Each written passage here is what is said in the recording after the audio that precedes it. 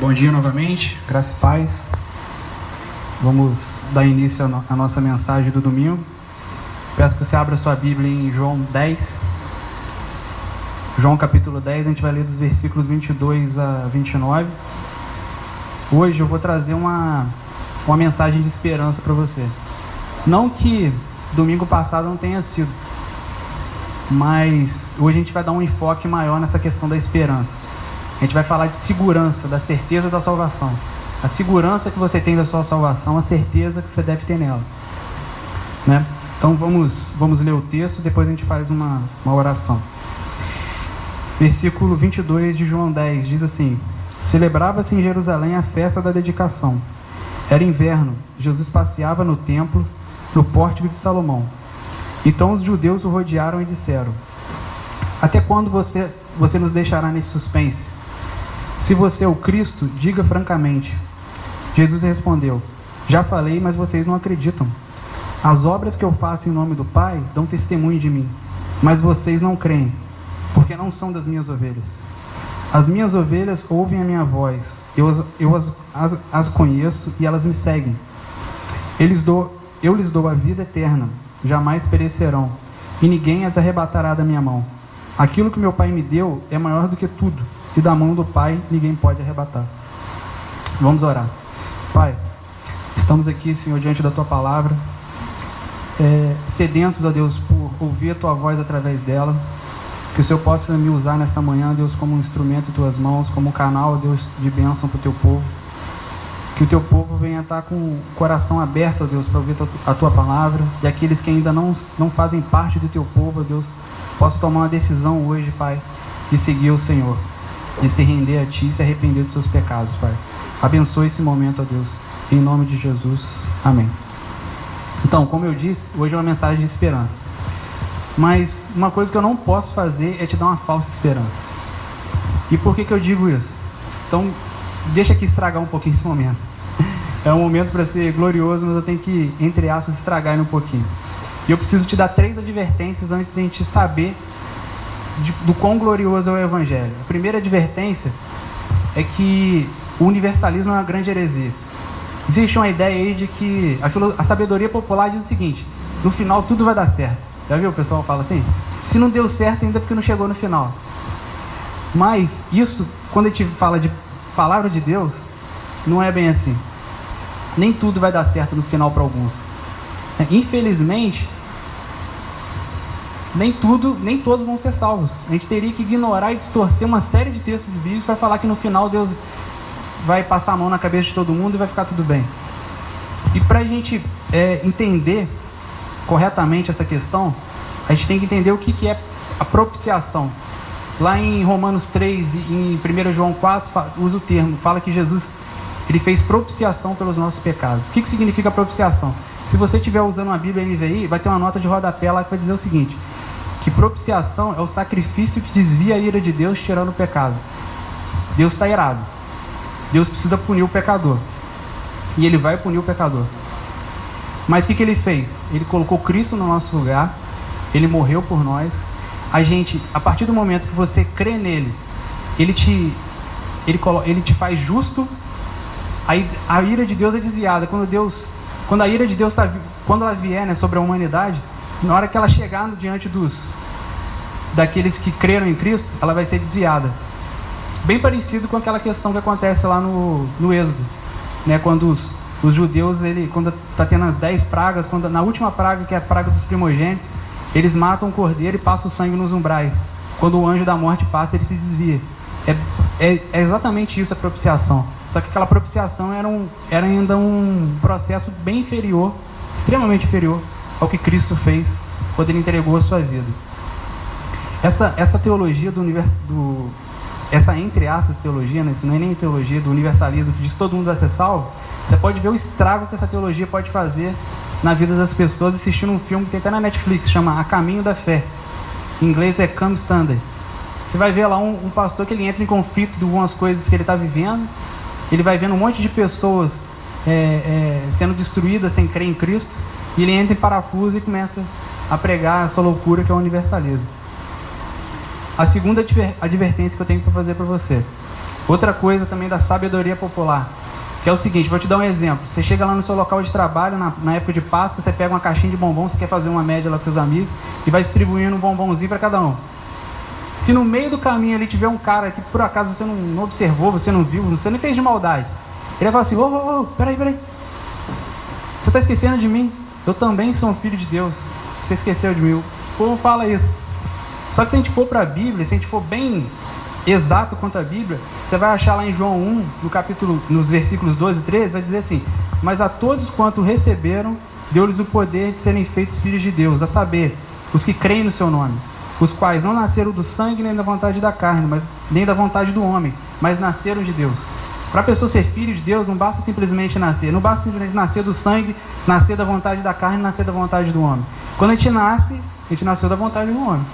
Né? A gente não é ainda filho de Deus. Você é filho de Deus quando você aceita Cristo, quando você tem uma experiência de conversão, de arrependimento, de crer no Evangelho. Então, eu tenho que tomar bastante cuidado com o que eu vou falar agora na terceira advertência, porque boa parte dessa mensagem aqui infelizmente não é para todo mundo. Em Efésios 1:1, Paulo está falando para os santos e fiéis. Não santos e fiéis pelo seu próprio mérito, mas aqueles que recebem todos os méritos de Cristo, que recebeu a justiça de Cristo. Nossos pecados foram colocados sobre Cristo e Ele imputou justiça a nós. É para esse povo, não é questão de mérito. Então, se você ainda não se arrependeu dos seus pecados, se você ainda não crê no Evangelho, de certa forma, essa mensagem não é para você. Mas eu não quero te excluir, não precisa ir embora. Eu não quero te excluir, mas eu quero que você ouça. E talvez no final dessa mensagem você vai se render a Deus e falar assim, Deus é muito maravilhoso, por que eu não posso me render a Ele? Meu objetivo é esse. Não quero te excluir, escute até o fim. E é minha oração que até o fim dessa mensagem você tome essa decisão. E aqueles que já se arrependeram, mas estão desanimados por algum motivo, levou algumas pancadas da vida e não tem mais se dedicado as disciplinas da fé cristã, a oração, a leitura da palavra, ao evangelismo e coisas do tipo, que nessa manhã você retorne, que isso seja um combustível para você voltar a se dedicar. Então, vou dar um ponto final aqui na parte de estragar essa mensagem e vamos para a parte boa, vamos dizer assim. A gente gosta muito de olhar para os homens da Bíblia e apontar os pecados deles, né? A gente fala assim, os caras eram muito incrédulos. A gente olha lá, Abraão, Jacó, Moisés, o povo peregrinando no deserto, Davi, os discípulos. A gente fala assim, poxa, mas como é que esses caras eram muito ruins mesmo? Você pega Abraão, Deus falou para ele, cara, eu vou te dar um filho. Desse filho, com Sara, vai descender o teu povo.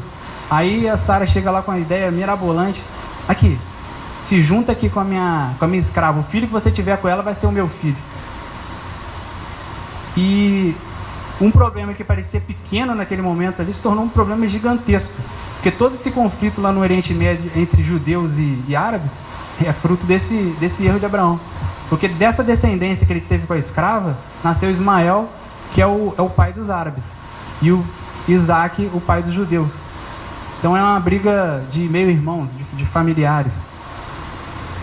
E aí você pega Jacó, que passou a perna lá no sogro dele, Moisés, que Deus chamou ele e falou assim, não, eu não sei falar direito, não, chama outro, eu não quero não. Deus insistiu com ele levou o povo para o deserto, chegou lá, trocentos milagres, e o mar que abre, a coluna de fogo, um monte de coisa, e o povo ainda se mantinha incrédulo. Davi, que adulterou, matou o marido da mulher que ele se prostituíram, os discípulos, que Jesus falava, os caras não entravam na cabeça deles nunca. Pedro negou, Judas traiu, no final todo mundo fugiu. A gente olha para esses caras e fala assim, incrédulos. Esses caras eram muito incrédulos, esses caras eram muito ruins. Se eu tivesse lá seria diferente, eu acho que não. Eu posso dizer por mim, eu acho que a gente faria de repente até pior. Será que a gente é melhor do que esses caras? O que mudou de lá para cá é tecnologia. Hoje a gente tem celular, tem computador, tem mesa de som, mas coração do homem é a mesma coisa. Não mudou nada. A gente faria pior. E eu te digo agora, definitivamente, a gente não vive como se de fato a gente cresce. A nossa vida muitas vezes não reflete a crença no que a palavra nos diz, quando a gente leu aqui João. Então a minha oração é que você nunca chegue a esse ponto. Mas você já ouviu falar de ateísmo cristão? Um cristão ateu? Parece uma contradição, né? Mas existe.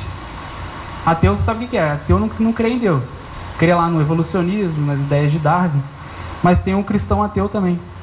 O que é um cristão ateu? Ele acredita que Deus existe, mas vive como se ele não existisse. É como se você tivesse uma visita lá na sala de sua casa, você chega e passa direto, nem fala com a visita. Assim é Deus. Quando a gente não se dedica à oração, quando a gente não faz o que a Bíblia nos ensina. E quando a gente tenta orar ainda, é como se estivesse falando sozinho. O pessoal fala assim, a minha oração não passou nem do teto. E acaba desistindo.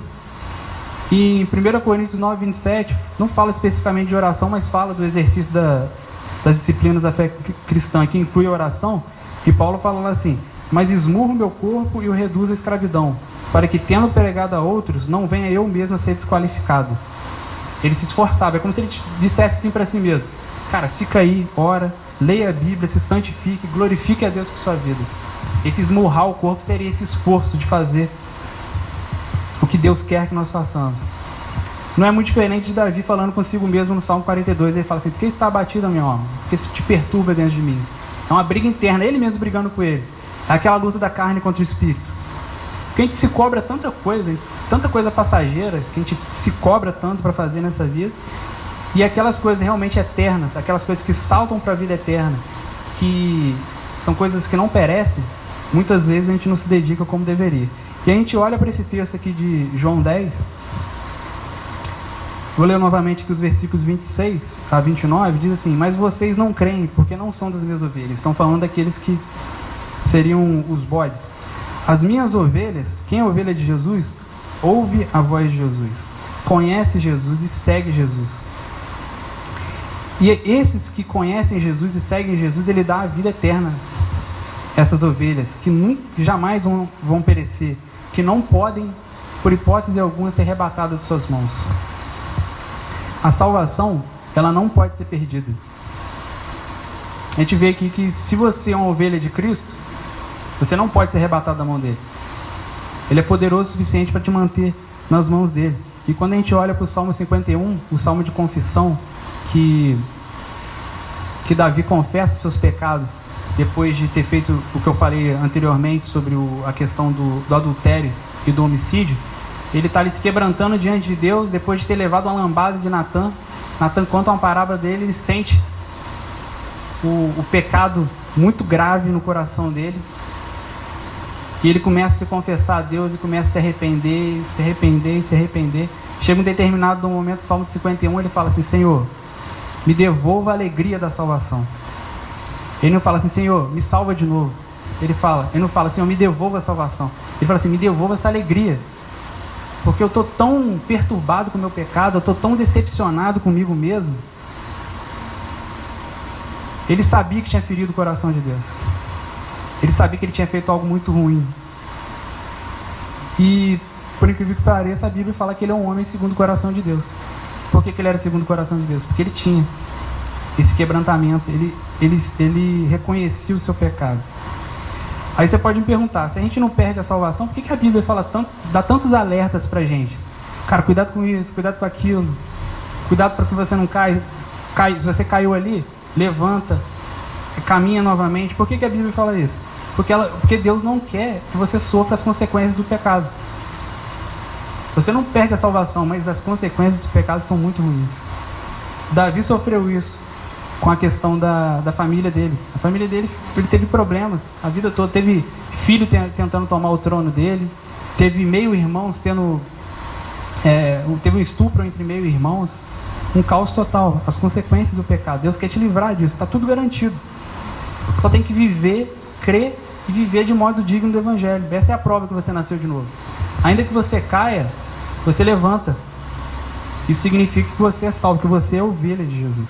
Com essa informação em mente, eu te digo, definitivamente, a gente não vive como se a gente cresce. Se a gente cresce mesmo, isso aqui que está escrito aqui, que as ovelhas de Cristo não podem ser arrebatadas de suas mãos, a gente não vivia como a gente vive. Eu te digo, por que a gente deveria temer? Filipenses 1,6 diz assim, que aquele que começou a boa obra em nós, ele há de completá-la. Se ele começou, ele vai completar. E a Bíblia é muito interessante, porque ela a gente já sabe o final da história. Isso que é o mais incrível, isso que desafia ainda mais a nossa fé, e é isso que nos humilha ainda mais a nossa incredulidade. Porque quando a gente lê a Bíblia, a gente sabe de todos os spoilers do desenrolar da história da humanidade. A gente já sabe tudo que vai acontecer. Você lê lá, principalmente Apocalipse, já sabe tudo que vai acontecer. Apesar de ser um livro muito complexo de interpretação, você já sabe tudo que vai acontecer. A Bíblia é um livro de spoilers. Quem está acostumado com literatura, talvez romance policial, que você quer descobrir quem que é o assassino, talvez a Bíblia seja um livro um pouco chato, porque você já sabe o final da história. A gente já sabe o final da história, a gente já sabe que o pecado vai ser derrotado. A gente já sabe que o diabo já está condenado. O que a gente poderia temer? Te pergunto, o que a gente poderia temer tendo essa certeza que a palavra nos diz? O Salmo 139 diz que no livro de Deus já estão escritos todos os dias da nossa vida. Antes de a gente falar qualquer coisa, Deus já sabe qual vai ser a palavra que vai sair da nossa boca.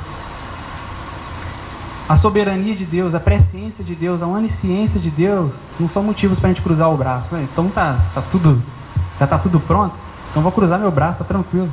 Não, isso tem que ser um combustível para você buscar ainda mais. Para você buscar, no mínimo, ser grato a Deus, fazer as coisas por gratidão a Ele. Isso dá todas as razões para a gente consagrar totalmente a nossa vida a Deus em gratidão. Aí você me diz, quais são os motivos para a gente não se entregar a um Deus tão maravilhoso como esse, que já nos prometeu todas essas coisas? Quais motivos a gente não tem para devotar a nossa vida em oração, adoração, leitura da Bíblia, prática dela, mesmo que isso custe a nossa vida? 1 João 3,20 diz uma coisa fantástica: se o nosso coração nos acusar, Deus é maior do que o nosso coração. Se o nosso coração nos acusa, Deus ainda é maior do que o nosso coração. Deus é até maior do que a nossa falta de fé. Marcos 9:24, um pai chega diante de Cristo pedindo a cura do seu filho. Aí Jesus pergunta para ele, você crê que eu posso fazer isso? Aí sabe qual que é a resposta do pai? Eu creio, mas me ajuda na minha incredulidade, ajuda na minha falta de fé. Parece uma contradição. Seria uma contradição se fosse Deus falando, mas como é um homem, é um paradoxo. Porque o homem é falho, o homem é corrompido. A gente vive nesse pé de guerra com a nossa incredulidade, com a nossa carne, nessa luta de carne e espírito. Os discípulos, em Lucas 17:5, Jesus está falando de perdão para eles. Quantas vezes seu irmão pecar contra você, você perdoa? Aí eles viram para Jesus e perguntam, Senhor, aumenta a nossa fé. Aumenta a nossa fé. Porque é muito difícil. E Deus é capaz de vencer a nossa incredulidade. A graça dele é irresistível, o seu espírito é irresistível. Aqueles que combatem essa ideia de que a graça é irresistível, normalmente eles usam Atos 7, quando Estevão está pregando para os judeus e ele é morto por apedrejamento. E enquanto Estevão está pregando, diz a palavra que eles resistiam o Espírito. Eles resistiam o Espírito Santo. Aí eles falam assim, tá vendo? É possível resistir ao Espírito. Eles estavam resistindo ao Espírito. Só que eles esquecem de um detalhe muito importante. No meio daquele pessoal ali que estava apedrejando ou consentindo com a morte de Estevão, estava Paulo, o apóstolo Paulo. O que isso quer dizer? Que Deus, ele venceu a resistência de Paulo. Paulo também estava resistindo. Mais para frente em Atos, no capítulo 26, versículo 14, Jesus fala assim para ele, é duro para você ficar dando coice contra os aguilhões. Tradicionalmente esse versículo é traduzido assim, é duro recalcitrar contra os meus aguilhões. Aguilhões eram uns instrumentos pontiagudos que ficavam na carroça de animais de carga, para o animal não dar coice. Paulo estava assim, igual um animal selvagem, igual um animal bruto, dando coice e sendo espetado, até que chegou um momento que ele se rendeu.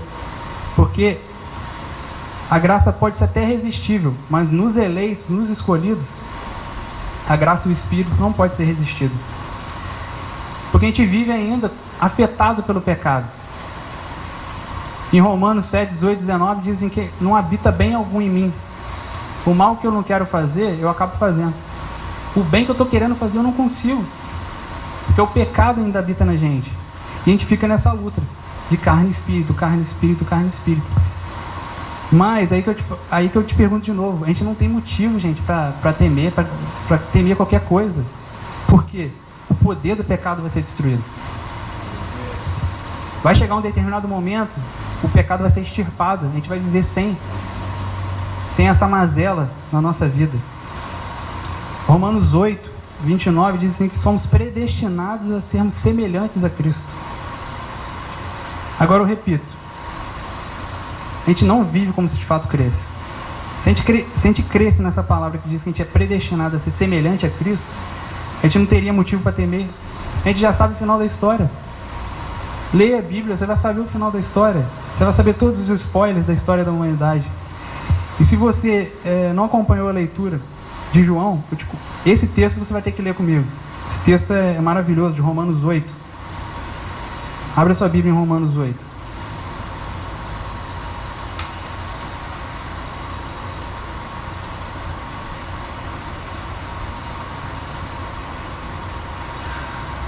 Romanos 8, no versículo 31, ele diz assim: que diremos, pois, à vista dessas coisas? Na parte A ele diz isso. A resposta está no versículo 30, que diz assim: e aos que predestinou, a esses também chamou. E aos que chamou, a esses também justificou. E aos que justificou, a estes também glorificou. Agora vamos ler o restante do texto, a partir do versículo 31. Que diremos, pois, à vista dessas coisas? Se Deus é por nós, quem será contra nós? Aquele que não poupou o seu próprio filho, mas por todos nós o entregou, será que não nos dará graciosamente com ele todas as coisas? Quem intentará acusação contra os eleitos de Deus, contra os escolhidos de Deus? É Deus quem os justifica. Quem os condenará? É Cristo quem morreu, ou antes, quem ressuscitou, o qual está à direita de Deus e também intercede por nós. Lá na primeira carta de João ele fala assim: filhinhos, não pequem, mas se por acaso vocês pecarem, a gente tem um advogado junto ao Pai que intercede por nós. Quem nos separará do amor de Cristo? Será a tribulação? A angústia? A perseguição? A fome? A nudez? O perigo? Ou a espada? Como está escrito: por causa de ti somos entregues à morte o dia todo. Fomos considerados como ovelhas para o matadouro. Em todas essas coisas, porém, somos mais do que vencedores, por meio daquele que nos amou. Porque eu estou bem certo que nem a morte, nem a vida, nem os anjos, nem os principados, nem as coisas do presente, nem do porvir, nem os poderes, nem a altura, nem a profundidade, nem qualquer outra criatura poderá nos separar do amor de Deus que está em Cristo Jesus, nosso Senhor. Texto maravilhoso, maravilhoso. Acho que não precisava nem comentar nada a respeito dele. Contextualizando um pouco isso daqui, nem o desemprego, nem a crise econômica, nem o abandono, nem um coração partido, nem um relacionamento terminado, nada. Me ajuda, mas o que pode ser algo ruim na vida das pessoas? Você pensa... Oi? A morte, doença? Nada pode nos separar do amor dele. A morte vai fazer o contrário, ela vai nos aproximar dele. Ainda que a morte seja algo tão temido para o ser humano, a morte nos aproxima dele. Nada pode nos separar do seu amor, nada. Estamos seguros na mão do nosso bom pastor. Ninguém vai nos tirar das mãos dele. Se Jesus é o seu bom pastor, se você é ovelha dele, se você ouve a sua voz e segue, ninguém, nada, nem a morte, nem a vida, nem anjo, nem demônio, nada pode te separar do amor de Cristo. Somos muito fracos. É como diz Paulo: quando sou fraco, sou forte. Quando eu me humilho debaixo das mãos de Deus, Ele exalta os seus. Deus faz tudo ao contrário. Aquele que se humilha, Ele exalta. Aquele que se exalta, Ele humilha. Eu te convido a viver agora uma vida digna do Evangelho, se você não tem vivido. Digna do amor de Deus, digna desse amor sacrificial de Cristo. Um amor que deu a sua vida por você. Quem poderá nos separar desse amor? Se o nosso coração nos acusar, Deus é maior do que o nosso coração. Deus é maior do que até do que a nossa falta de fé. Eu creio, mas me ajuda na minha incredulidade, me ajuda na minha falta de fé. Creia, mesmo apesar da sua falta de fé. Creia e continue se arrependendo, continue perseverando. Peça a Ele forças para que você seja liberto do pecado, liberto de si mesmo. Agora eu falo para aqueles que lá no início da mensagem eu fui um pouco desagradável falando que essa mensagem não era para você. Aconteceu alguma mudança de lá para cá? Será que você consegue agora olhar para isso e pensar assim, poxa, Deus é maravilhoso, não tem como eu não me render a Ele. A graça dele é irresistível, o Espírito dele é irresistível. Aqui a gente não tem apelo, aqui a gente não pede para as pessoas virem até a frente. A gente não tem aquela oração do pecador que a pessoa coloca a mão no coração e repete palavras que às vezes não faz sentido nenhum para a pessoa. A gente não precisa que você faça isso. Mas antes que você se arrependa, creia no Evangelho, creia nas Escrituras como palavra de Deus e passe a trilhar esse caminho com Cristo, vivendo uma nova vida. O que vai dizer se você é ou não ovelha de Cristo é esse caminhar, é a perseverança. E aqueles que eu falei também que estão desanimados, que não estão conseguindo viver da maneira que deveriam, aqueles que perderam a alegria da salvação, peça para Deus, Senhor, faça como Davi, me devolve a alegria da salvação. Eu quero voltar a te servir novamente da maneira que agrada ao Senhor. Então creia, continue se arrependendo, continue perseverando, continue crendo que Deus é maior, que se o nosso coração nos acusa, Deus é maior do que o nosso coração. Amém?